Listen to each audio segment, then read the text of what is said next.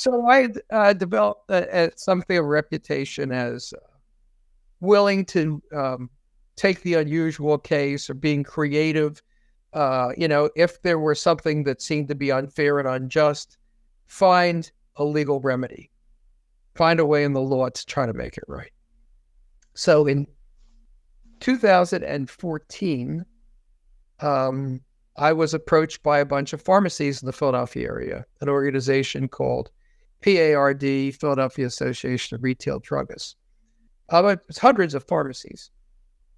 And they want to talk about PBMs. I did not know what a PBM was. I'd never heard what a PBM was. This is my discovery process when I learned to my astonishment about how this industry functions. And I spent about a year before we filed any lawsuit. I spent a year investigating the industry. I talked to everybody and anybody I could, talked to wholesalers, PSAOs, people at NCPA, National Community Pharmacy Association. I talked to, obviously, pharmacists. I talked to a former owner of a PBM. And I just kind of inhaled all this information. And I came to the conclusion, first of all, what they're doing can't be legal. It just can't be legal. We are taught in law school that business relationships are governed by contracts. Right. And contracts are supposed to have a certain level of mutual obligation.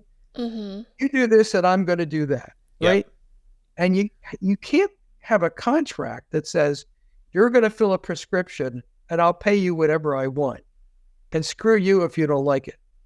It just can't be that way. Right. Mm-hmm. It just doesn't make sense. That can't be a legally enforceable contract. I'm not going to turn this into a law school lecture.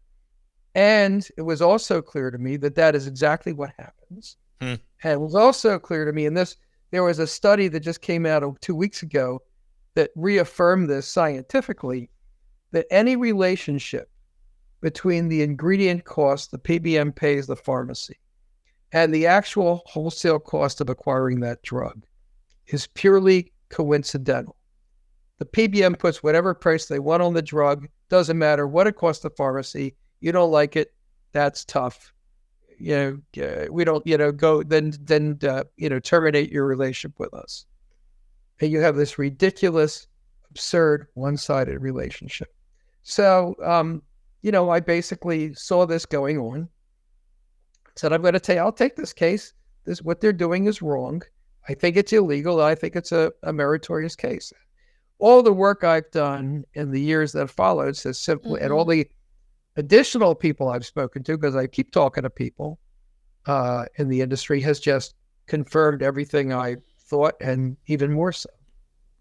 So that's 9 years?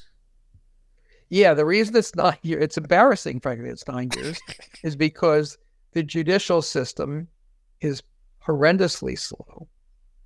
And they use this, and we have a significant obstacle most people don't get in lawsuits, which is the arbitration clause. So arbitration is generally considered a good thing, because if you can stay out of court and go to arbitration, it's supposed to be faster. But what the PBMs did, they set up a system where they would win and they would screw people.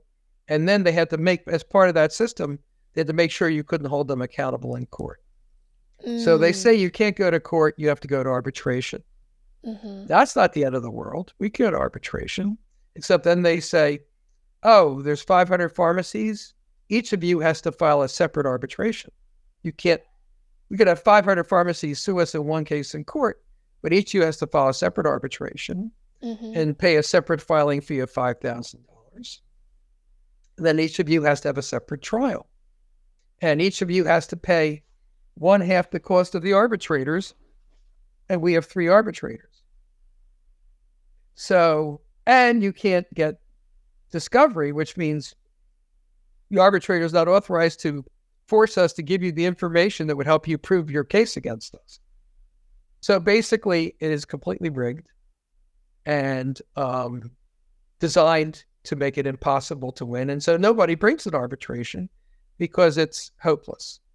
And we have the additional hurdle, and most of our 9 years have been spent on this hurdle of saying this arbitration clause is unenforceable precisely because it's rigged, precisely because they make it impossible to win it, and precisely because they built it into their business model exactly to accomplish that.